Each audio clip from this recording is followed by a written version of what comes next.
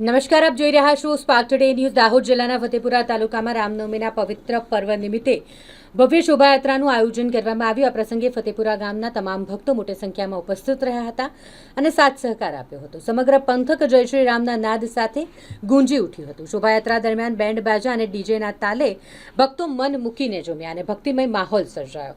આ ભવ્ય શોભાયાત્રા બાદ ભગવાન શ્રી રામની ભવ્ય મહાઆરતી થઈ અને પછી શ્રદ્ધાળુઓ માટે જીરા છાશ અને છોલેપુરી પ્રસાદીની પણ સુંદર વ્યવસ્થા કરવામાં આવી હતી। ગ્રામજનોએ મોટી સંખ્યામાં ઉપસ્થિત રહી શોભાયાત્રા અને ભવ્ય આરતીનો લાભ લઈ સમગ્ર કાર્યક્રમને સફળ બનાવ્યો હતો।